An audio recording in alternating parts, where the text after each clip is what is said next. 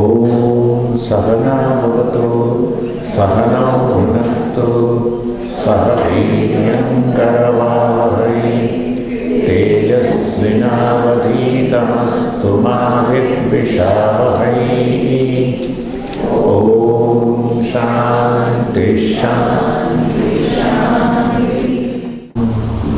ॐ नमो भगवते रुद्राय। त्रिजो मंत्र।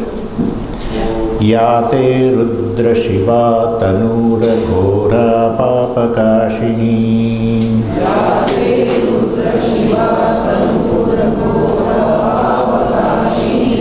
तया नस्तनुभाषन्तमया गिरिशन्ता विचाकशीः।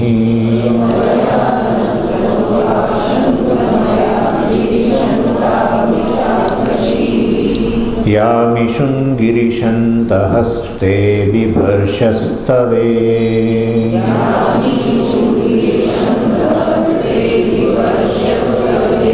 शिवाङ्गिरिप्रतां कुरु माहि गुंसीः पुरुषं जगत्।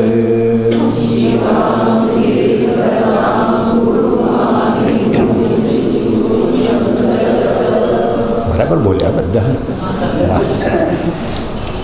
याते रुद्र शिवा तनु शिवा तनु मतलब याते तव तव तनु आपનું શરીર જે અત્યંત કલ્યાણકારી છે, સૌમ્ય ભગવાનનું સૌમ્ય રૂપ જે છે એ અનુગ્રહ કરનારું છે. એટલે ભગવાનના પંચ કાર્યોની અંદર સૃષ્ટિ સ્થિતિ લય, અનુગ્રહ અને નિગ્રહ. નિગ્રહ એટલે આપણું પાપની સજા માટે નિગ્રહ. આ મેનેજમેન્ટનો સિદ્ધાંત છે, અનુગ્રહ અને નિગ્રહ. એટલે શું કહે છે એને આ લોકો, ભૂલી ગયો ટર્મ્સ, પણ તમે એટલે તમે લૂઝ રાખો તમારી રેન્જ અને પાછી ખેંચો, પાછી લૂઝ રાખો ખેંચો. એકદમ છૂટછાટ આપી દો તો પછી બધા મોબાઈલ વાગવા માંડે. એટલે પાછો નિગ્રહ કરો, પાછી છૂટા. આવું જ છે ખરેખર. એકલો નિગ્રહ જ્યાં છે ત્યાં બળવો થાય છે. એકલો અનુગ્રહ હોય છે લોકશાહી, ત્યાં વાસ્તવની અંદર છૂટ અતિશય છે. જેમ કે આપણા દેશની અંદર લોકશાહી એટલે શું, રસ્તા પર અહીંયા પાન ખાવામાં આ બાજુ ને અહીંયા થૂકવાનું, ગમે ત્યાં કચરો નાખો, એરપોર્ટ પર નાખે જ લોકો ગમે ત્યાં. આખું પૃથ્વી જ એમના માટે ડસ્ટબિન છે. નિગ્રહ, સન્મુખત્યાર પણ. રશિયા આયર્ન વોલ કહેવાતી હતી, ટુકડા થઈ ગયા, અસંખ્ય ટુકડા. અનુગ્રહ નિગ્રહ બંને હોવું જોઈએ. ભગવાનનું શિવા તનુહુ આપનું જે આ સૌમ્ય રૂપ છે, અનુગ્રહ કરનારું રૂપ છે. વિષ્ણુનું અનુગ્રહ રૂપ પણ શક્તિના મોટે ભાગે નિગ્રહ રૂપ બહુ છે. શક્તિનું જે રૂપ છે, કાલીનું રૂપ તમે જુઓ, નિગ્રહ કરનારું. અને આમે બે વસ્તુ છે, અનુગ્રહ રૂપની અંદર હંમેશા બે હાથ હોય છે. જોયું છે ને ભગવાન, વરદ હસ્ત અને અભય હસ્ત. અભય હસ્ત એટલે વાસ્તવમાં ભગવાન બોલાવે પોતાની પાસે, વિષ્ણુ એટલે શંખ રાખ્યો છે. મને ખબર નહીં કે આવો વાગશે. શંખથી બોલાવે. હા, આજા શરણ, અભયતા. એટલે વૈરાગી શતકમની અંદર કહ્યું ભર્તૃહરિ હે કે મનુષ્ય કેવું, જ્યાં ભય હોય કે ત્યાં જીવન કેવી રીતે તમે જીવી શકો સુખેથી. અભયતા હોય ત્યાં જીવનમાં શાંતિ હોય. કૌટુંબિક ભય હોય, પુત્ર પુત્રીઓથી ભય હોય, ભાઈ બહેનોથી ભય હોય, અનેક રીતે ભય હોય. તમે જ્ઞાન ધરાવતા હોય ભય હોય, તમે ધનિક હો ભય હોય, ઇન્કમ ટેક્સનો ભય ને ભય. ખરેખર સર્વમ ભયાન્વિતમ ભુવિ, ભર્તૃહરિ મહારાજ કહે છે, સર્વમ ભયાન્વિતમ. ભય હોય ત્યાં જીવન સુખમાં સુખ ન હોય, શાંતિ ન હોય. અને આ બધું તો ઠીક, અજ્ઞાનને કારણે મૃત્યુનો ભય, અજ્ઞાનને કારણે વૃદ્ધાવસ્થાનો ભય. વૃદ્ધાવસ્થા તો આવે, પણ હું વૃદ્ધ થઈશ, હું અશક્ત બની જઈશ, હું આમ થશે, ભવિષ્યની ચિંતાઓ. હું બ્રહ્મ છું, બ્રહ્મને શેની ચિંતા હોય? હા, પરંતુ બ્રહ્મ હોવા છતાં વાસ્તવમાં પોતાને જીવ કહો, પછી અનેક ચિંતાઓ, ભવિષ્યની ચિંતાઓ, આ બધું ક્યાં સુખ છે ખરેખર? સ્વામીજી તમે બહુ નેગેટિવ છે. નેગેટિવ નહીં, ખરેખર શાસ્ત્ર પાસે આવો ત્યારે સાચા સુખની ચાવી અહીંયા છે, એમ મારો બતાવવાનો આશય છે. સંસારની અંદર જે સુખ છે ને એ તો કેવળ ખાલી એક ડૂબકું મારીને બહાર એવું જ છે.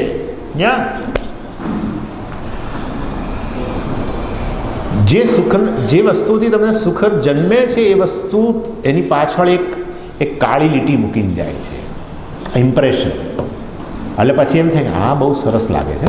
આ બિસ્કિટ જેવું સ્વામીજી, આ બિસ્કિટ જેવા એકે બિસ્કિટ નહીં.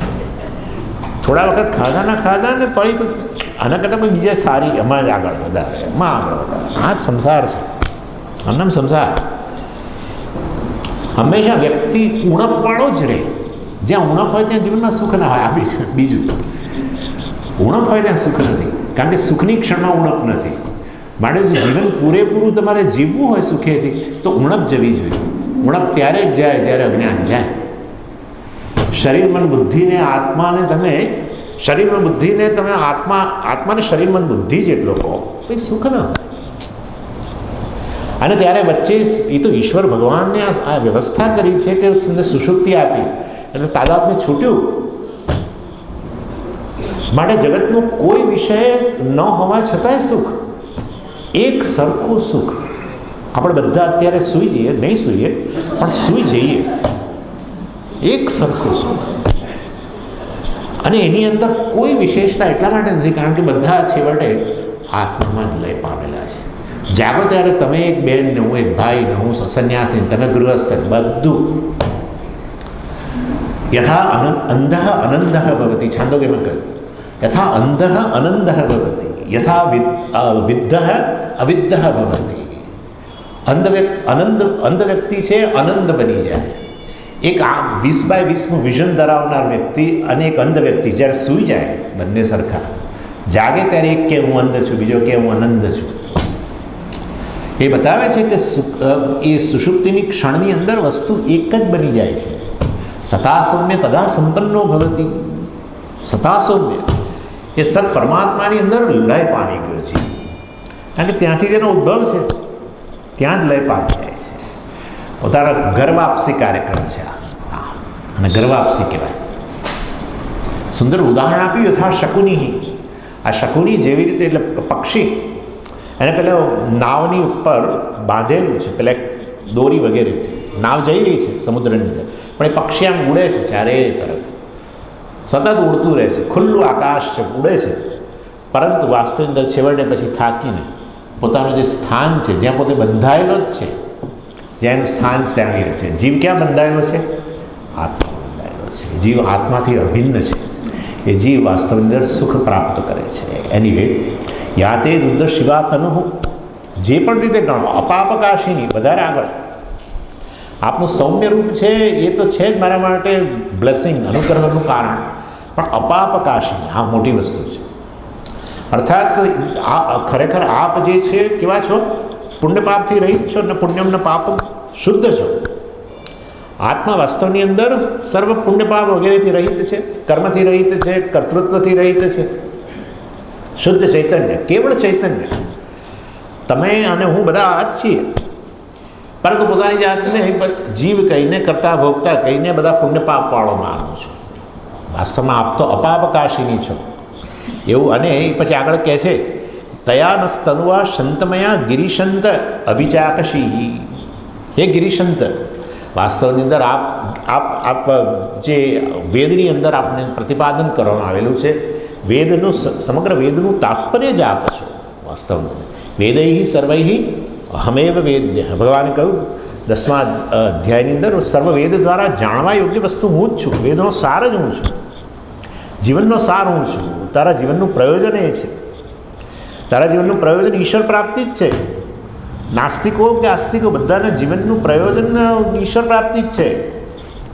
નહીં, ઈશ્વરનો સ્વીકાર નહીં કરીને પણ ઈશ્વર કોણ છે નથી જાણતા, માટે એમ કે મારા જીવનનું ધ્યેય ઈશ્વર નથી, ઈશ્વર જ નથી. હા, ઈશ્વર નથી એમ કહે છે. પણ તું જે નિત્ય સુખ, નિત્ય સલામતી, નિત્ય શાંતિની વાત કરું છે એ જ પરમાત્માનું સ્વરૂપ છે. અને માટે આસ્તિકો તો સ્વીકારીને એ દિશામાં આગળ વધે છે, નાસ્તિકો જાણે અજાણે દિશામાં જઈ રહ્યા છે. એ વસ્તુ ભગવાને ચોથા અધ્યાયમાં કહી. ચાલો, એટલે યાતિ રુદ્ર શિવા તનુહુ અઘોરા. અઘોરા ઘોર રૂપ નથી આપણું, આ કાલીનું રૂપ ઘોર રૂપ. કેટલાય ભગવાનના ઘોર રૂપ હોય છે. મહિષાસુરનો વધ કરનારી માતા ઘોર રૂપ દેખાય એકદમ. આ તો આપનું રૂપ કેવું છે? અઘોર છે. ત્યારે કેવી રીતે અઘોર થઈ ગયું? બાપા, હે બાપા, હા, નમસ્કાર દ્વારા જે આપનું પેલું રૂપ હતું, રુદ્ર રૂપ હતું, એ કેવું થઈ ગયું છે મારા માટે? અઘોર થઈ ગયું, અપાપકાશિની.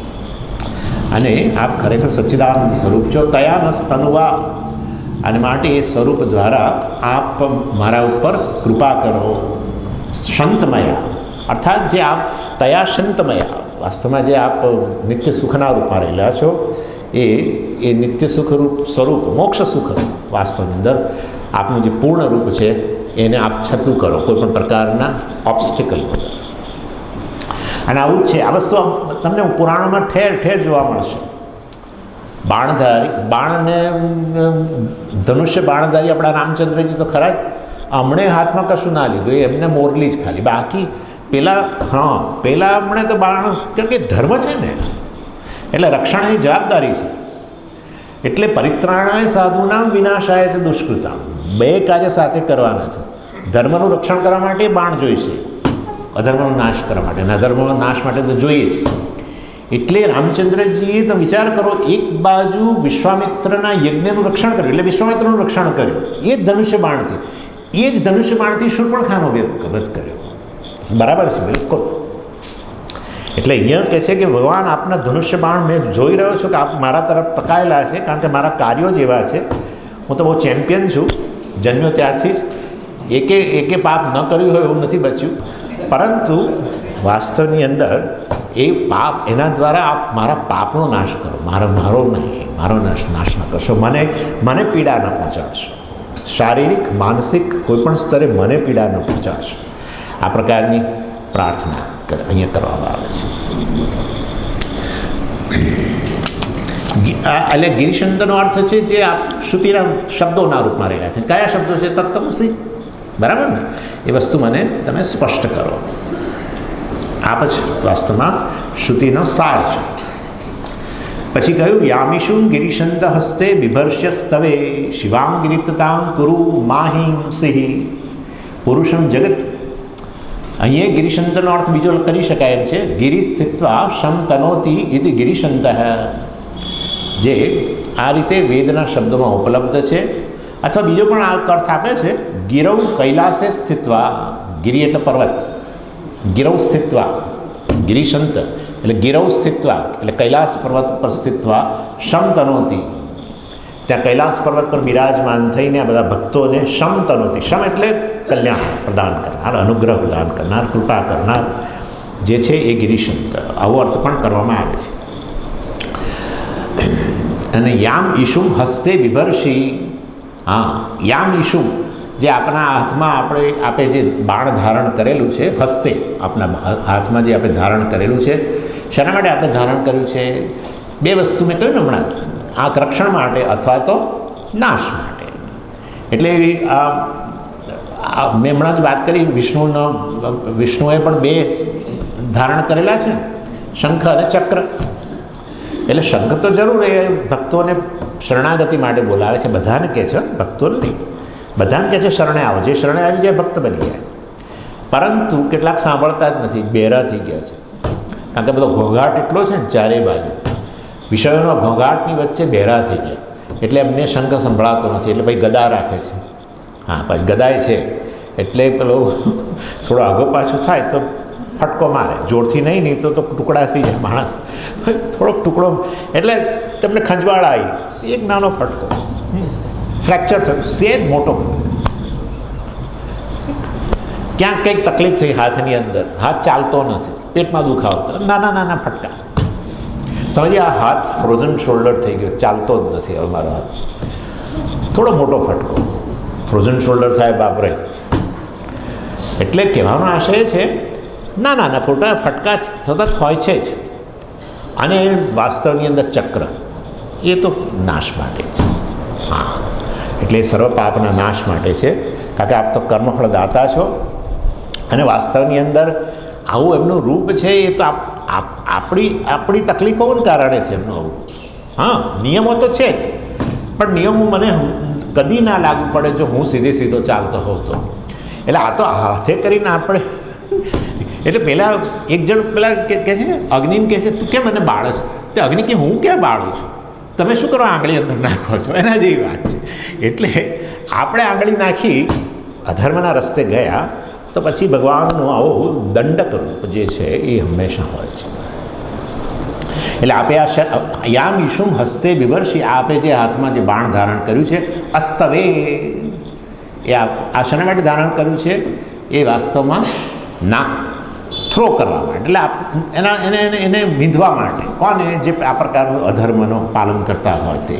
શેના માટે પણ વાસ્તવમાં આવો થ્રો કરે છે? કેમ? કારણ કે પાપ કર્મો જે છે એની સજા આપવા માટે. કર્મફળ છે ને બે પ્રકારના હોય છે. લોકલ નિયમોથી મળતું કર્મફળ છે ને ઈશ્વરના નિયમોથી. લોકલ નિયમોથી કર્મફળ મળે. ટ્રાફિક નિયમ છે, ટ્રાફિક નિયમનું ઉલ્લંઘન કરો તો કર્મફળ મળે, દંડ થાય. ટેક્સ ના ભરો તો દંડ થાય, જેલમાં જાઓ, જે પણ. જે આ મનુષ્ય બનાવેલા નિયમો, લોકલ નિયમ એટલે મનુષ્ય બનાવેલા નિયમો છે, એ નિયમોથી પણ કર્મફળ મળે, એ નિયમોને વિરુદ્ધ જઈને મતલબ. અને ઈશ્વરના નિયમો છે એના વિરુદ્ધ જઈને પણ કર્મફળ મળે. અને અહીંયા લોકલ નિયમો છે એના વિરુદ્ધ જાઓ તો એમાં પાપ ન થાય, તમને દંડ વગેરે થાય બરાબર, પણ આપણે પાપ વગેરે ન થાય. ઈશ્વરના નિયમોથી વિરુદ્ધ જાઓ તો પાપ આવ્યું છે. ઈશ્વરના નિયમોને સંગત એને સંતુલનમાં રાખી જીવન જીવો તો પુણ્ય. એટલે આ રીતે ધર્મશાસ્ત્ર જે છે એ અને વેદ પણ બંને આ રીતે વાસ્તવમાં અથવા તો ધર્મ જિજ્ઞાસા અથવા તો અધર્મ જિજ્ઞાસા. વેદની અંદર કર્મકાંડ વિભાગની અંદર આ વસ્તુ સ્પષ્ટ કરવામાં આવી કે વિધિ નિષેધ જે છે વાસ્તવની અંદર વિધિવાક્ય, આમ કર આમ કર આમ કર, સત્યમ વદ ધર્મમ ચર, સ્વાધ્યાયનમાં પ્રમદ વગેરે. એટલે સત્યનું પાલન કર, મા હિંસ્યાત સર્વભૂતાની, કદી કોઈની હિંસા ન કરીશ. વાણીના સ્તરે, શારીરિક સ્તરે, માનસિક સ્તરે. જે ના પાડી હોય નહીં કરવાનું, જેનું કહ્યું હોય કરવાનું એ કરવાનું. જે કહ્યું હોય કરવાનું એ કરો તો પુણ્ય, જે કહ્યું હોય કરવાનું ન કરો તો પ્રત્યવાય દોષ, અવરોધ ઉત્પન્ન થાય જીવનની અંદર. અને જે ન કરવાનું હોય એ કરો. સુરામ ન પીબેત, દારૂ નહીં પીવાનું, માંસ નહીં ખાવું જોઈએ વગેરે. એટલે જે ના પાડી હોય નિષેધ શાસ્ત્રમાં, શાસ્ત્ર ઈશ્વરની વાણી, હા, ઈશ્વરે જે કહ્યું હોય એ વસ્તુ કરવાની, અને ના પાડી હોય નહીં કરવાની, બરાબર. તો ના પાડી હોય એ વસ્તુ કરો તમે, તો પછી વાસ્તવની અંદર આ પ્રકારે પાપની ઉત્પત્તિ થાય. આ પુણ્ય અને પાપ છે એ વૈશ્વિક નિયમો, ઈશ્વરના નિયમોની વિરુદ્ધ જઈને. લોકલ નિયમો છે એના વિરુદ્ધ જાઓ તો દંડ વગેરે થાય, સજા થાય.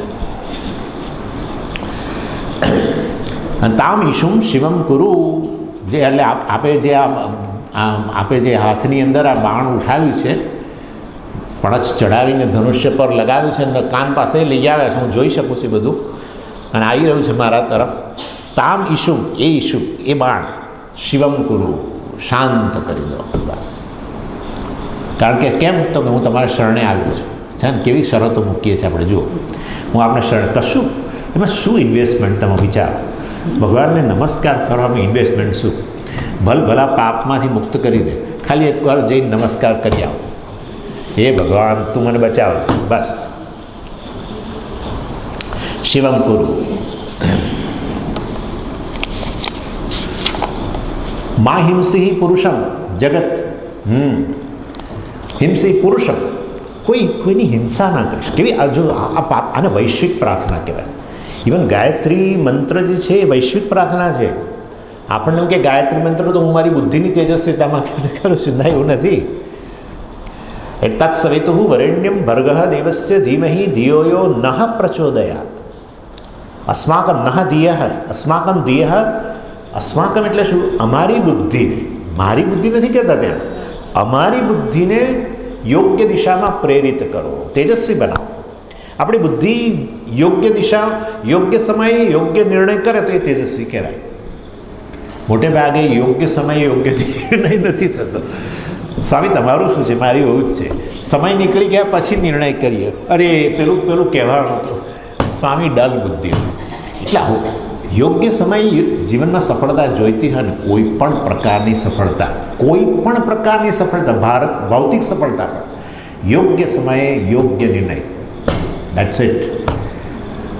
Tech a decision, right decision at a right time, તો જ સફળતા મળે, નહીં તો નહીં. આપણે રાઇટ ડિસિઝન લઈએ પણ રોંગ ટાઈમે, અને ઘણીવાર રાઇટ ટાઈમ હોય પણ ડિસિઝન સાચું ના લઈએ, બધું નિષ્ફળ.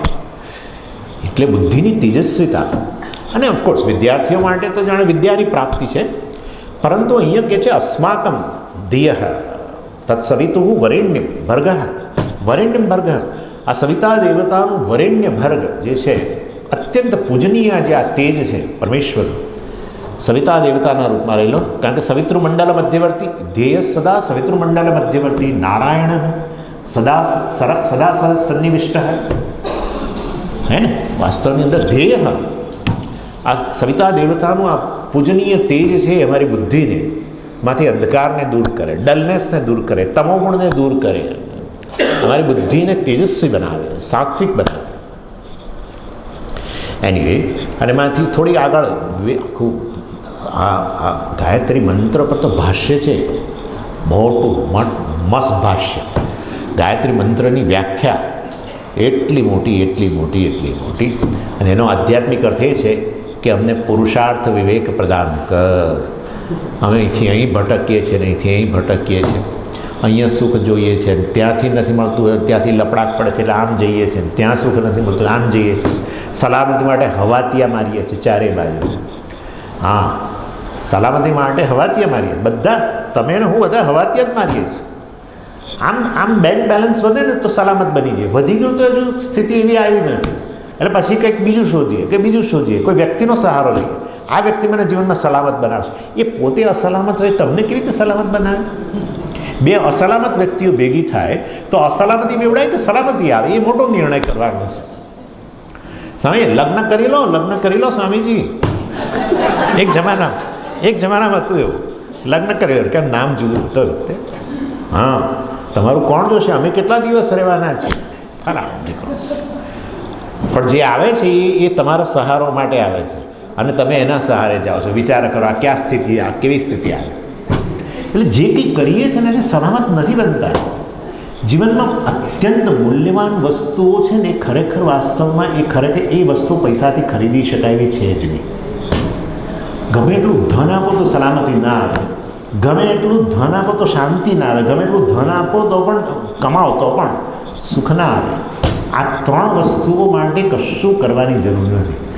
ખાલી એક કપ ચા, ટોસ્ટ અને ઉપનિષદ લઈને બેસવાની જરૂર છે. લિટરલી હું તમને કહું છું, લિટરલી. બહુ મજાક જ લાગશે તમને. જે વસ્તુ જીવનમાં બહાર શોધો છો ને નથી મળતું, એ જ બતાવે છે કે ક્યાંક શોધ જ નકામી છે, શોધ જ ઊંધી દિશામાં જતી રહી છે. પરંતુ જ્યારે સમય આવે અને સમજાય કે આ શોધ ઊંધી દિશામાંથી, ત્યારે તો સંધ્યા આવી ગઈ હોય છે. સંધ્યા, જીવનની સંધ્યા. બહુ સમય નીકળી ગયો. બેટર લક નેક્સ્ટ ટાઈમ. આવું છે કે મનુષ્ય જીવન આપ્યું હોય ત્યારે ક્ષણે ક્ષણે આ પુરુષાર્થ વિવેક માટે બુદ્ધિની તેજસ્વીતા, એનાથી આગળ વધીને અહંકાર, આત્માનો વિવેક, અહંકાર આત્મા વચ્ચેનો વિવેક છે. એ છેવટે બ્રહ્માસ્ત્ર છે. અહમ બ્રહ્માસ્મિ, બ્રહ્માસ્ત્ર કહેવાય. એ બ્રહ્માસ્ત્ર છે. એના દ્વારા રાવણનો અહંકારનો નાશ થાય. અહંકાર જે છે, કેટલા માથા છે વિચારો, કેટલા માથા છે આપણા. અનેક. હું મનુષ્ય છું, હું આ છું, હું સારો છું, ગોરો છું, કાળો છું, ભૂરો, ફલાણો છું, પુરુષ છું, સ્ત્રી છું, આમ છું, તેમ છું. હજારો માથા. અહમ બ્રહ્માસ્મિ નામનું અસ્ત્ર જે છે એ જ સર્વનો નાશ કરી નાખે. એટલે અહંકાર આત્મા વિવેક જે છે એ વાસ્તવની અંદર શ્રેષ્ઠ વિવેક છે. એટલે આ તેજસ્વીતાની પ્રાર્થના. ગાયત્રી મંત્ર તો બહુ, આ બધા મંત્રો જે છે વાસ્તવની અંદર એ બધા બોમ્બ કહીએ ને આપણે, એના જેવું છે. એ મંત્રોનું રટણ જપ આ તે બધાથી જીવન આખું બદલાઈ જાય, જોતામાં બદલાઈ જાય. ચાલો એનીવે, એટલે અહીંયા કહ્યું મા હિંસિહી પુરુષમ. મા હિંસિહી, મા શબ્દ તો અહીંયા સૌરાષ્ટ્રમાં તો જાણીતો, મા કરીશ નહીં. હે ભગવાન, તો કોઈ પુરુષની અર્થાત તો કોઈ મનુષ્યની હિંસા ના કરીશ, એને પીડા ના પહોંચાડીશ. કેવી સુંદર પ્રાર્થના છે. મા હિંસિહી જગત. ખાલી પુરુષો જ, ખાલી મનુષ્ય જ નહીં, અન્ય જીવોને કોઈને પણ તું પીડા ન પહોંચાડીશ. તારા બાણ જે છે એ તારા બાણથી અમને બધાને તારા બાહુઓ બધા ઉદ્યત થઈ ગયા છે. તે પણચ ચડાવી દીધી છે ધનુષ્ય ઉપર અને તૈયાર કર્યું છે તે. અને ઘણીવાર તો તીર છૂટી જાય તો પછી બહુ જ પીડા થાય. એ પહેલાં જ અમે તને નમસ્કાર કરીને કહીએ છીએ, કેવળ મારી જ નહીં, સમગ્ર મનુષ્ય જાતિને કોઈને તું પીડા ન પહોંચાડીશ. માય ગોડ, તમે જુઓ આ પેલું પેલેસ્ટાઇન હા, ગાઝા જોવાય ને તમારાથી. આપણે સારું છે કે પેલું હજુ આ યુક્રેન વગેરેમાં નથી જોવા મળતું, પણ આવી સ્થિતિ છે. હજારો લોકો મરી રહ્યા છે, હજારો લોકો. ગિરિત્ર, આગળ ગિરિશંત આવ્યું, બરાબર છે. પછી હવે કહે છે ગિરિત્ર. ગીરનો અર્થ થાય છે, આમ તમને શબ્દ છે આમ તો થોડો ખ્યાલ છે, ગીર એટલે વાણી. એટલે આપણે ગિરિશંત પહેલાં એ રીતે જોયું, ગિરિનો અર્થ કર્યો વેદના શબ્દો. હવે અહીંયા ગીર જે છે ને, ગીર શબ્દ પણ છે, અને ગીરનો અર્થ થાય છે પ્રતિજ્ઞા. એટલે ગિરિત્ર એટલે શું? પ્રતિજ્ઞા કરી અને પછી તમારું રક્ષણ કરે એને ગિરિત્ર કહેવાય. ભગવાન પહેલાં પ્રતિજ્ઞા કરે, હા, તમને પહેલાં ગેરંટી કાર્ડ આપે, હા, હાથમાં પકડાવે અને પછી રક્ષણ કરે. આવું હોય જ નહીં સામે. અરે 9મા અધ્યાયના 31 શ્લોકની અંદર કહ્યું, કૌંતેય પ્રતિજાનીહી નમે ભક્ત પ્રણશ્યતિ. હે અર્જુન, લખી લે તું. હે કૌંતેય પ્રતિજાનીહી, હું અત્યારે આ ક્ષણે પ્રતિજ્ઞા કરી રહ્યો છું. નમે ભક્ત પ્રણશ્યતિ, મારા ભક્તોનો કદી નાશ થતો નથી. વિચારો તમે, ખુદ ઈશ્વરના શબ્દો છે. એટલે અહીંયા એ ભગવાનને ગિરિત્ર કહ્યું. એટલે ત્રાયતે, જે રક્ષણ કરે છે. શેના દ્વારા? પોતાની પ્રતિજ્ઞા દ્વારા. ભગવાને પોતાની પ્રતિજ્ઞા મહાભારતના યુદ્ધની અંદર પણ વાસ્તવમાં જાળવી, પણ ધર્મનું રક્ષણ કરવા માટે પ્રતિજ્ઞા તોડી. હાથમાં પેલા ભીષ્મને, કારણ કે ભીષ્મ ઈચ્છતા હતા કે મારું મૃત્યુ જે છે એ મૃત્યુ વાસ્તવની અંદર ઈચ્છા મૃત્યુ હતું, પરંતુ વાસ્તવમાં મૃત્યુ પહેલાં હું પરમેશ્વરના દર્શન કરવા માગું છું. ત્યારે ભગવાને દર્શન આપ્યા, અને એક ક્ષણે ભગવાને, આમ તમે જોયું છે, પેલું રથનું પૈડું ચક્ર લઈને ભગવાન દોડ્યા. પણ એ તો ધર્મના રક્ષણ માટે હતું ને. એટલે હમણાં આવશે, ધર્મના રક્ષણ માટે જાણે એવું જણાય કે ઈશ્વર પક્ષપાતી છે. આ બધું અત્યારે ચર્ચા ચાલી રહી છે, એમાંથી એક પ્રશ્ન તમને ઊભો થવો જ જોઈએ. આ તો સમજ એવું લાગે છે કે તમે નમસ્કાર કરો ને તમે એની સ્તુતિ કરો, ખુશામત કરો એટલે તમારું રક્ષણ કરે, બાકીના બધાનો નાશ કરી નાખે. એટલે આ એ તો આ કયા મોટા સંસારી જ છે ને, જરાય ને. હમણાં આવે જ છે ચર્ચા, એટલે હમણાં હું રવા દઉં છું. આગળ 5મો મંત્ર. શિવેન વચસા ત્વા ગિરિશાચ્છા વદામસી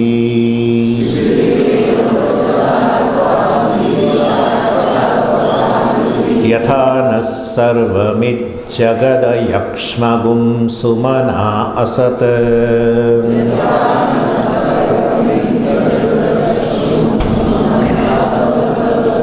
શિવેન વચસા ત્વા ગિરિશાચ્છા વદામસી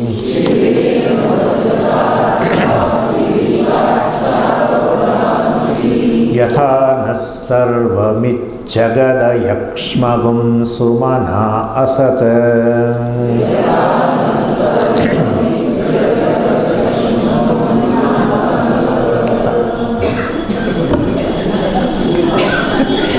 યથા ન સર્વમિજ્જગદયક્ષ્મં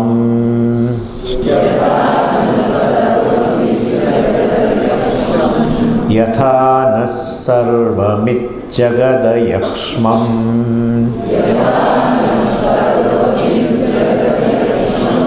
સુમના અસત.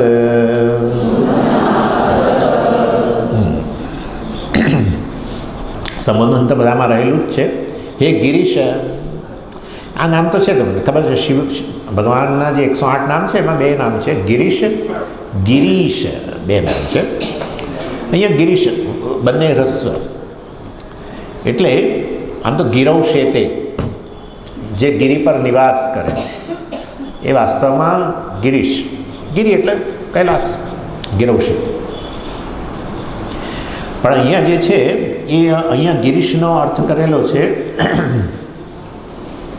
હા એ જ અર્થ કરેલો છે, જે ગિરે હે ઈશ એવો અર્થ કર્યો છે. બે અર્થ છે જુઓ. એક ગિરીશ શબ્દ છે બંને હ્રસ્વ, ગિરે હે ઈશ ગિરીશ, એ બંને એમાં હ્રસ્વ બંને. ગિરવ શેતે ઇતિ ગિરીશ, એમાં રી દીર્ઘ. ગિરવ શેતે જે પર્વત પર નિવાસ, કૈલાસ પર્વત પર નિવાસ કરે છે એ ગિરીશ, અથવા તો ગિરે હે ઈશ, જે કૈલાસના અધિપતિ છે. બાય ધ વે આ રુદ્રમનો અર્થ એવું નહીં માનતા કે શિવજીનું છે બાય. હા, આખું આખું રુદ્રમ વૈષ્ણવોએ વિષ્ણુના જ નામ છે એ રીતે બધું કરેલું છે. એટલે આ તો વાત કરી રાખું. કેટલાક વૈષ્ણવ મિત્રો હોય આપણે એમને થાય કે અમારે કે બહુ લાગતું વળગતું નથી, પણ બીજી એક વસ્તુ કહી દઉં, વિષ્ણુનું નામ ગિરીશ વિષ્ણુ સહસ્ત્ર નામમાં જ છે. હા બરાબર છે. વિષ્ણુ સહસ્રનામની અંદર એક નામ સર્વ શિવ સ્થાણુ, સર્વ શિવ સ્થાણુ વગેરે, અચલોયમ સનાતન. આ રીતે ત્યાં ભગવાનનું નામ શિવ. શિવ એટલે જે વાસ્તવમાં ઈશ્વર કલ્યાણકારી છે માટે એને શિવ કહેવાય. એટલે એમાં કોઈ પણ રૂપ વાસ્તવમાં એક જ પરમાત્માથી અન્ય કંઈ નથી. પરમાત્મા એક છે હિન્દુઇઝમ નથી, સનાતન ધર્મનો સિદ્ધાંત નથી. પરમાત્મા એક છે એ તો મોનોઇઝમ કહેવાય.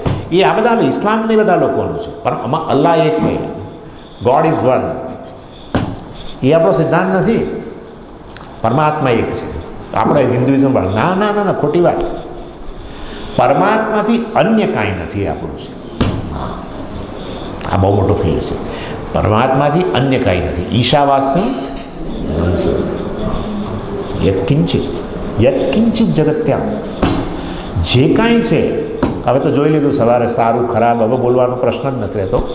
જે કાંઈ છે ક્વોન્ટમ લેવલથી માંડીને બ્લેક હોલ સુધી જે પણ છે જગતની અંદર બહુ મોટા મોટા પદાર્થો છે. એટલા મોટા પદાર્થો કે જેની કોઈ કલ્પના ન કરી શકે. પેલું વોયેજર છોડ્યું અમેરિકનોએ નાસામાંથી 1977 કે 76માં, 1976ની અંદર 63,000 માઇલની સ્પીડ, એક કલાકની 63,000 માઇલ, એક કલાકના 63,000 માઇલ, એક કલાકમાં તમે અમેરિકા 4 વાર જઈને આવી શકો એટલી સ્પીડે એ વોયેજર. આ તો વિચારવા જેવી વસ્તુ છે. કેવું છે બ્રહ્માંડ. એ 1976માં છોડ્યું તે હમણાં થોડો વખત પહેલાં એ સૂર્યમંડળની બહાર નીકળ્યું છે. હમણાં આટલા વર્ષો પછી 63,000 માઇલ પર અવરની સ્પીડે જઈ રહેલું તમે કલ્પના કરો ને. આ સૂર્યમંડળ જે છે બ્રહ્માંડની અંદર એ તો ટપકું નથી, આખું સૂર્યમંડળ.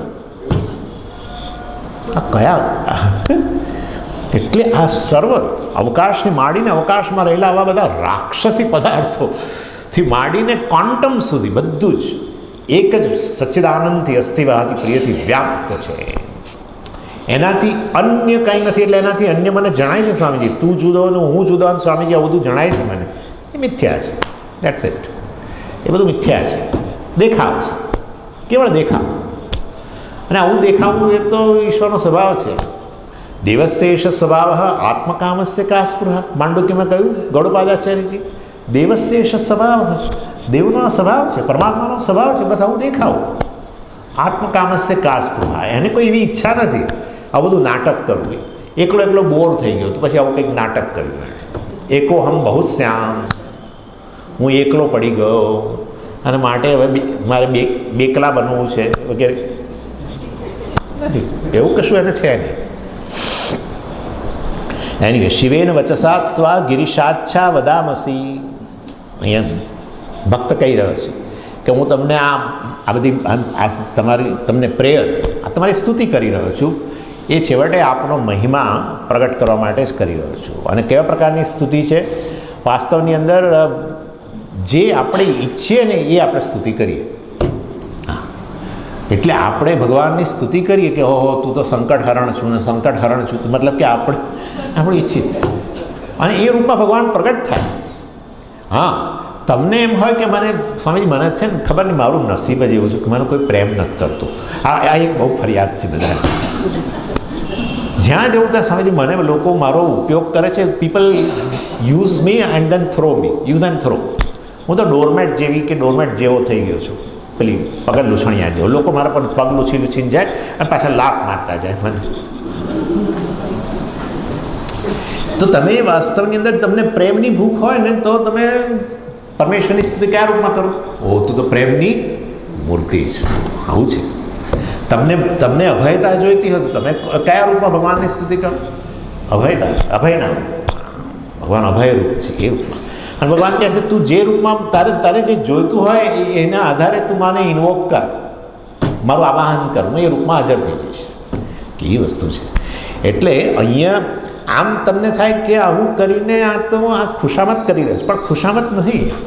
સ્તુતિને ખુશામતમાં આટલો ફેર છે કે સ્તુતિ ખુશામતની અંદર શું હોય કે વ્યક્તિને પાસે આપણે કામ કઢાવવું હોય, એટલે ખરેખર એ ના હોય એનામાં ગુણો તોય આપણે કહીએ ના, આપણે એવા ગુણો કહીએ એનામાં જે એને આશ્ચર્ય થાય કે મારામાં આવું છે, એને આશ્ચર્ય થાય. મને ઘણીવાર આશ્ચર્ય થાય છે, કારણ કે કોઈ વાર આવી રીતે ગયા હોઈએ એટલે પછી કોઈ સ્વામીજીનો પરિચય આપો ભાઈ, એટલે પછી પેલા આપે કે એવું કહેતે મને ઘણીવાર આશ્ચર્ય થાય કે ખરેખર હું આવો છું. એને જ બહુમાન કહેવાય. મેં કહ્યું હતું ને કંઈકાલે બહુમાન આપણું એવું માપ કાઢે કે જે આપણને ખબર ના હોય અથવા અનેક ઘણું મોટું માપ કાઢે, એને બહુમાન કહેવાય. એની એ કહેવાનો આશય છે. એટલે એ ખુશામત અહીંયા નહીં ચાલે ભાઈ, નહીં ચાલે. કારણ કે આ પરમેશ્વર ઓર્ડિનરી વ્યક્તિ નથી. ઓર્ડિનરી વ્યક્તિ હોય ને એને ચાલે, કારણ કે આમે બિચારો સેલ્ફ પીટી, એમ પેલું અંદર ને અંદર હું તો નકામો છું, હું તો નકામો છું. આનું નામ સંસાર. સંસારીનો અર્થ ગ્રહસ્થ નહીં, સંસારીનો અર્થ આવો હું તો નકામો છું, હું તો અલ્પ છું, હું તો આવો છું, હું તો તેવો છું. સેલ્ફ રિજેક્શન બહુ ખરાબ વસ્તુ છે. સેલ્ફ રિજેક્શન હંમેશા પોતાનો તિરસ્કાર જ હોય. ગમે પદે પહોંચે, ગમે વસ્તુ મેળવે, આત્મ તિરસ્કારની ભાવના ચાલુ જ રહે.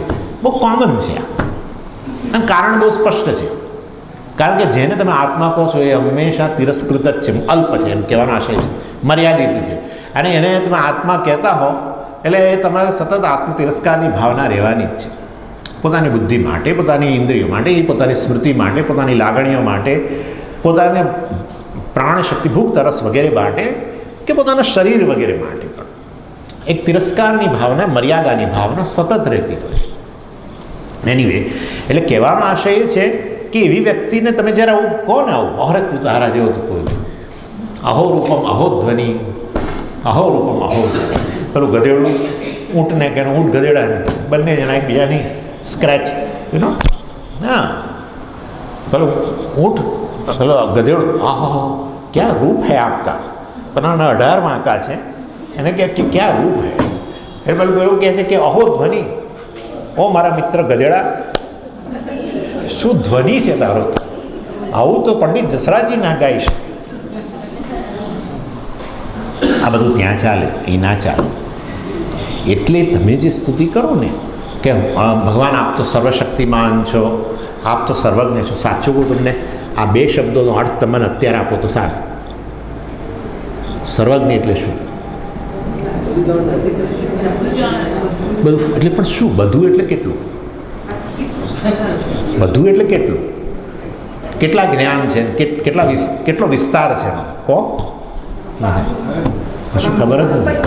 હા, એટલે હવે આવું સાંભળે તો મૂછમાં હશે છે. આ શેના જેવું છે કે 4 ચોપડી 4થા ધોરણમાં ભણતો 4 વાર નપાસ થયેલો વ્યક્તિ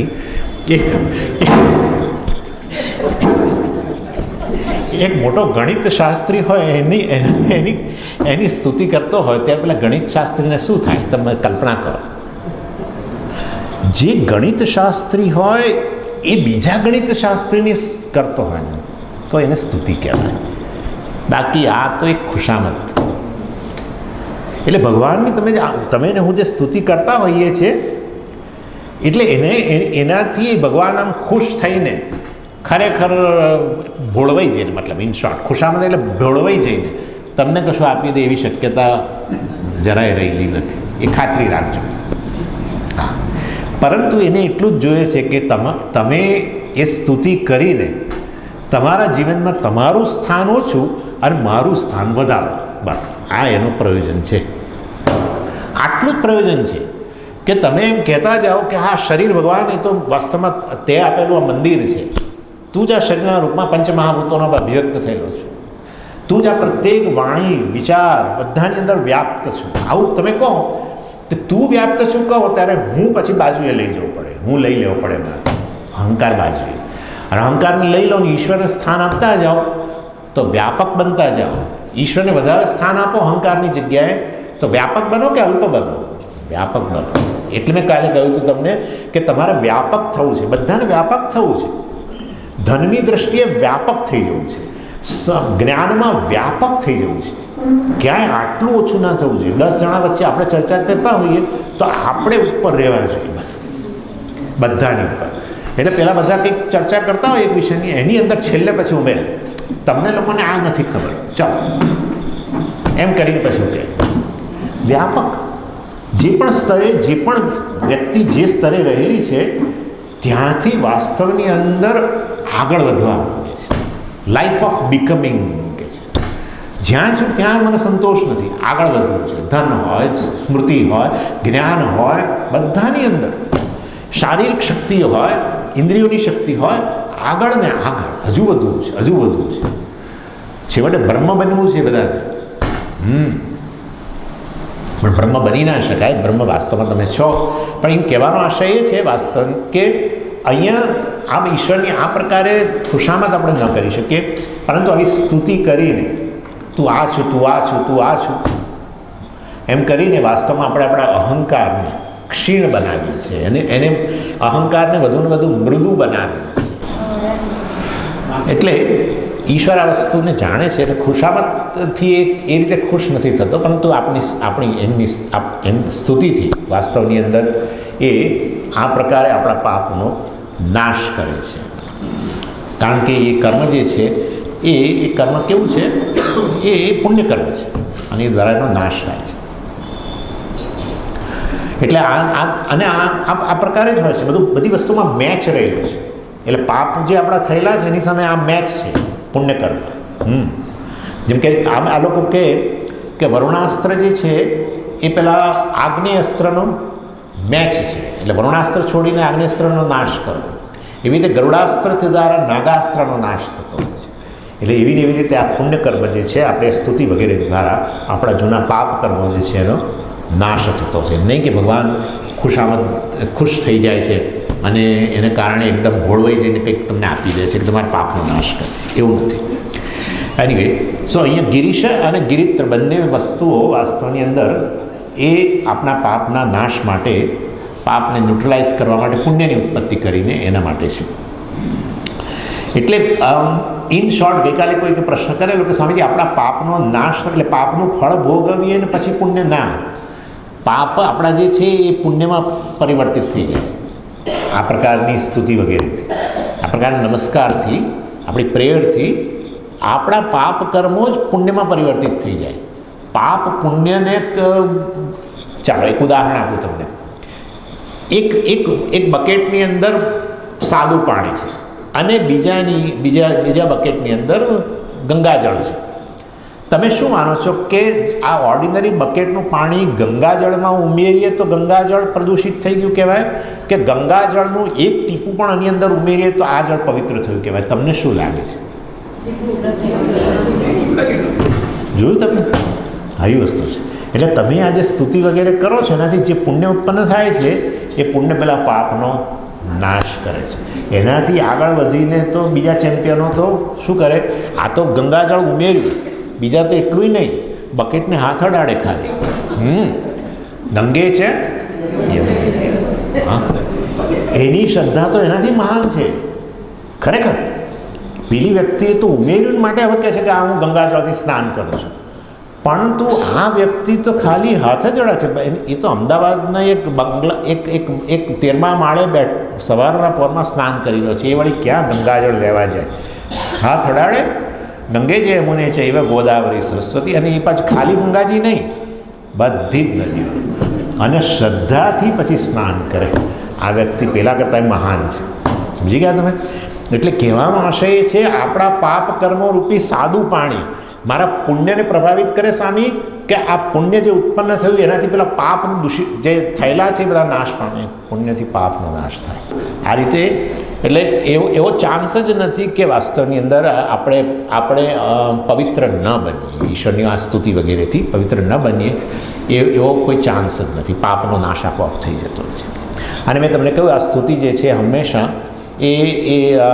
એ જે તે રૂપની અંદર આપણે એની પ્રશંસા કે સ્તુતિ કરતા હોઈએ છીએ. અને એમાં એક સિદ્ધાંત એવો છે, યથા યથા ઉપાસતે તથા તથા દેવઃ ભવતી. તમે જે રૂપમાં ભગવાનની સ્તુતિ કરો, જે રૂપમાં એનું આવાહન કરો, એ રૂપ એમાં પ્રગટ થતું હોય છે. અને એનું કારણ એ જ છે કે એ ઈશ્વરની જે સ્તુતિ જે છે હંમેશા આપણે જે ઈચ્છીએ છીએ એના આધારે આપણે કરીએ છીએ. આપણે ઈશ્વરની કયા રૂપમાં સ્તુતિ કરીએ, મેં તમને હમણાં જ કહ્યું, એ પ્રેમની મૂર્તિના રૂપમાં, કરુણા મૂર્તિના રૂપમાં, તો પછી એનો અર્થ કે મને કરુણાની જરૂર છે. શિવેન અચ્છા વચસા,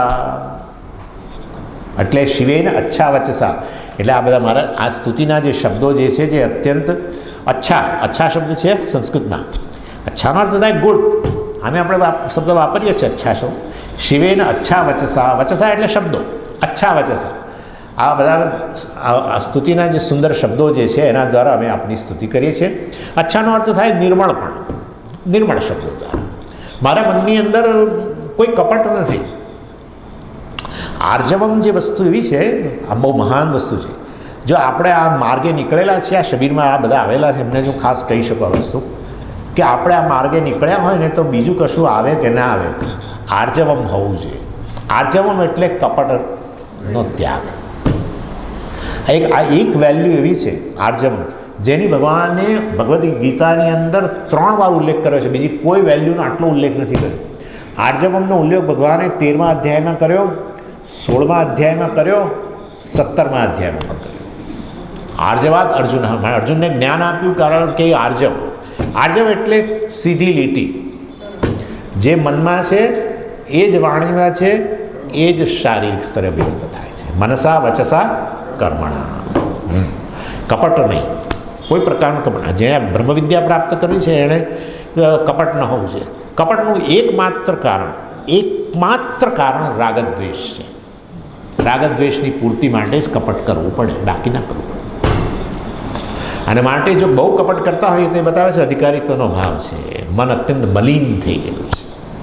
અહીંયા તો અચ્છા વચસા, મારા નિર્મળ શબ્દોથી મને ઈચ્છા છે કે મારા પાપ કર્મોનો તું નાશ કર, અને માટે હું તને નમસ્કાર કરી રહ્યો છું. હું તારી ખુશામત નથી કરતો.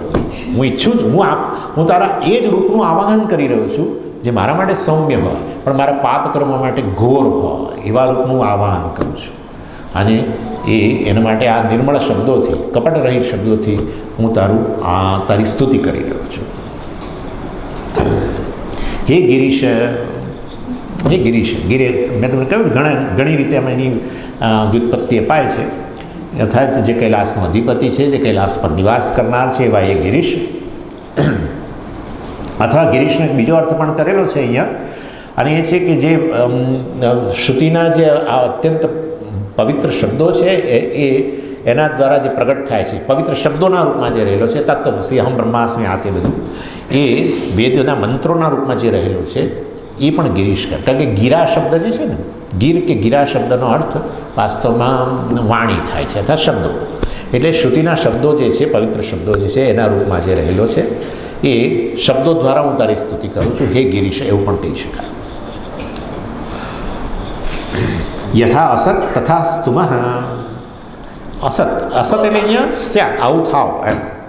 એટલે હું આપણે જે પ્રાર્થના કે સ્તુતિ કરી રહ્યા છીએ કે એ રીતે કરીએ છીએ કે જેથી કરીને આપણી ઈચ્છા પૂરી થાય. એટલા માટે તમે જુઓ, સંબોધનો બધા એવા છે. સંબોધનો પણ એ પ્રકારના છે કારણ કે મારી પાસે તો અત્યારે એક જ એજન્ડા છે, અને એ છે મારા પાપનો નાશ. અને માટે વાસ્તવની અંદર યથા અસત તથા સ્તુમઃ એટલે અમે એ પ્રકારે પ્રાર્થના કરીએ છીએ કે જેને કારણે મારી ઈચ્છાઓ પૂરી થાય. સર્વમપી જગત અયક્ષ્મમ સ્યાત. સર્વમપી જગત, આ સમગ્ર જગત જે છે, અર્થાત ચરાચર જગત બંને, અર્થાત ચેતન અચેતન સર્વ કાંઈ જે છે વાસ્તવની અંદર એ યથા જગત અયક્ષ્મમ સ્યાત એ બધા જ, એમાં કરીને જીવો ખાસ તો હોય અયક્ષ્મમ સ્યાત એટલે બધા લોકો પીડા રહિત બની જાઓ. ફરી પાછી એવી પ્રાર્થના એ જે પહેલાં આપણે કરીને એ જ પ્રકારની પ્રાર્થના. જગત સુમના સ્યાત, જુઓ કેવું સરસ.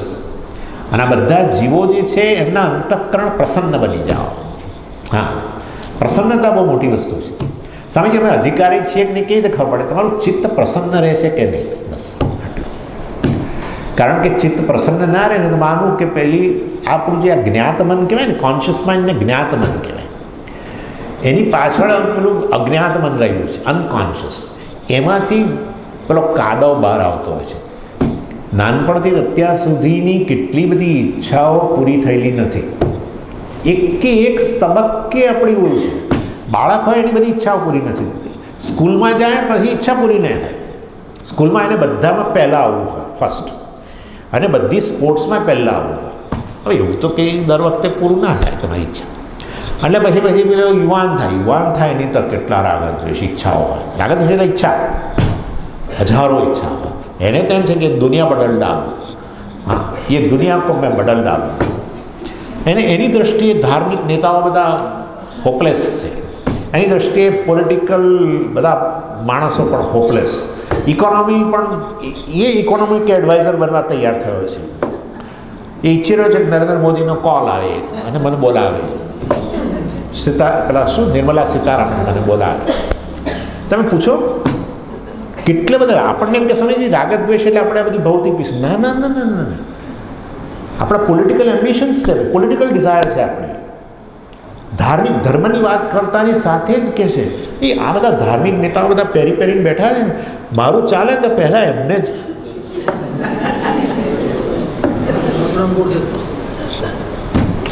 હજારો ઈચ્છાઓ છે. વણપુરાયેલી ઈચ્છાઓ હંમેશા તમારી પૂરી થયેલી ઈચ્છાઓ કરતાં અનેક ગણી છે. અનફુલફિલ્ડ desires outnumber fulfilled desires at any stage in human life. અને એ વસ્તુ જે પૂરી થયેલી નથી એ બધી જ મુશ્કેલીઓનું કારણ છે. લાગણીની બધી મુશ્કેલી, એ ક્રોધ હોય, એ ઈર્ષા હોય, હરીફાઈ હોય, લોભ હોય, બધું ષડરિપુ. આપણે કહીએ છીએ કામ, ક્રોધ, લોભ, મોહ, મદ, માત્સર્ય, બધાની પાછળનું એકમાત્ર કારણ વણપુરાયેલી રાગદ્વેષ ઈચ્છા. અને એ કોઈ પણ તબક્કે અનેક ઘણી પૂરી થયેલી ઈચ્છાઓ તો બિચારી થોડીક, અને પૂરી ન થાય કેટલી વાર વર્ષો સુધી પૂરી ન થાય, એ બધી અંદર રહીને અભિવ્યક્ત થાય. જે વસ્તુની તીવ્ર કામના હોય એ વસ્તુ પૂરી ન થાય તરત જ ક્રોધમાં પરિણમી જાય. પૂરી થયેલી કામના છે એ લોભને જન્મ આપે. પૂરી થયેલી ઈચ્છા છે એને તમારામાં મદ જન્મ આવે. હા, મારે તો એક ઈચ્છા પૂરી થઈ જાય છે, મારા જેવો દુનિયામાં કોઈ નથી. મદ. પૂરી થયેલી ઈચ્છા તમારી પૂરી નથી થઈ, જે તે વસ્તુની ઈચ્છા, પણ અન્યની પૂરી થઈ ગઈ, ઈર્ષા જન્મ આવે. તમે પૂરી કરવા માટે મથો છો જે તે વસ્તુની ઈચ્છાને અન્ય કરવાની ઈચ્છા પૂરી કરવા માટે મથે છે, હરીફાઈ જન્મે, માત્સર્ય, બધું એક માત્ર કારણ. સમજે લાગણીની બધી સમસ્યાઓનું શું કારણ છે? ઇમેચ્યોરિટીનું એક માત્ર કારણ વણપુરાયેલી ઈચ્છા. અને પૂરી થાય બધી એવું શક્ય જ કરી, એને ખાલી ન્યુટ્રલાઇઝ કરી શકાય. એના માટે કર્મયોગ ભગવાને બહુ સુંદર વસ્તુ વાત કરી. ચાલો એની વે એટલે એને કહ્યું જગત સુમના સ્યાત. કેવી સુંદર પ્રાર્થના કરે છે. હું આ વારંવાર નમસ્કાર કરીને મારી ડોકી તોડી નાખું છું, મને સ્પોન્ડિયોલાઇટિસ થવાયું, પરંતુ હું મારા એકલા માટે નથી કહેતો, મારું મન સુમના બને. સુષ્ઠુ મનઃ યસ્ય સહ સુમનાઃ સુષ્ઠુ મનઃ યેષાંતે બહુરી સમાસ. સુષ્ઠુ મારું અંતઃકરણ મને અનુકૂળ બને, બસ. બહુ મોટી સિદ્ધિ છે આ તો. તમારું અંતઃકરણ તમને અનુકૂળ બને, બસ. અંતઃકરણ તમારા, તમે જ્યારે જે કામ કરવું છે એના માટે આ અંતઃકરણ, કરણ સાધન, અંતઃકરણ તમારું આંતરિક સાધન છે ને. અને આંતરિક સાધન તમને અનુકૂળ બને. બસ સાધનની અનુકૂળતા હોય તો જીવનમાં સાધ્ય પ્રાપ્ત થાય. સાધન અનુકૂળ ના હોય તો સાધ્ય પ્રાપ્ત ન થાય. સાધન અનુકૂળ બને તો સાધ્ય પ્રાપ્ત થાય. સાધ્ય પ્રાપ્ત થાય તમે સિદ્ધ કહેવાઓ. સિદ્ધ પુરુષ બનવું હોય તો સાધન અનુકૂળ જોઈએ. પહેલાં જ્ઞાન પ્રાપ્તિ માટે કે વિચાર કરવા માટે અહમ બ્રહ્માસ્મિ પુરુષાર્થ વિવેક કરવા માટે કે ગમે તે મન જ જોઈએ ને. મન જ સહકાર નથી આપતું. પેલું ખત બને ખત બને. હવે યાદ આવે છે. હવે આ બધું ખ્યાલ જો કરવાયો કેવું અધિકારી તને વિચાર કરો તમે. આ બધું આપણને એમ થાય ભગવાને કેમ આવી વાત કરી રાગ દ્વેષ રાગ દ્વેષ. એક જ વસ્તુ ગીતાની સાયકોલોજી જ આટલી છે. બહાર સાયકોલોજી બધી બહુ, પણ ગીતાની સાયકોલોજી આટલી. તમે ભગવદ્ ગીતામાંથી સાયકોલોજી કાઢી નાખો ને તો 2-3 પાન હરે. અને એ સાયકોલોજી આ જ છે રાગ દ્વેષ. ભગવાન ખાલી શબ્દો જ બદલ્યા. ત્રિવિધમ નરકસ્યેદમ દ્વારમ નાશનમ આત્મનઃ કામ ક્રોધ તથા લોભ તસ્માત એતત્ ત્રયમ ત્યજેત. કામેશ ક્રોધેશ રજોગુણ સમુદ્ભવ મહાશનો મહાપાપમાં વિદ્યેન્મિહ વૈરિણ. અનેક રીતે રાગદ્વેષ વિયુક્ત એટલે અનેક રીતે ભગવાને રાગદ્વેષ શબ્દ વાપર્યો, કામ ક્રોધ શબ્દ વાપર્યો. એક જગ્યાએ તો આ કામ ક્રોધ લોભ જ નરકના દ્વાર છે તારા માટે. ત્રિવિધમ નરકસ્ય ઇદમ દ્વારમ. નરકના દ્વાર સુધી લઈ જશે તેને. એને જ ભગવાને હેન્ડલ કરવાની વાત કરે છે સતત. એની એ જ રાગદ્વેષ કે કામ ક્રોધ પછી પેલું બધું ઉમેરી દેવાનું. માત્સર્ય અને ઈર્ષા અને બધું એની એ જ વસ્તુ છે. એટલે જગત સુમના સ્યાત. કેવી સુંદર પ્રાર્થના. Let the world be happy. બસ કેવી સરસ પ્રાર્થના. આમાં એવું છે કે તમે જગત વિશે જે પ્રાર્થના કરો ને એમાં તમારો સમાવેશ થઈ આપોઆપ થઈ. આપણે એમ થાય છે નહીં જગત માટે કરખો કરી તો આપણું શું થાય.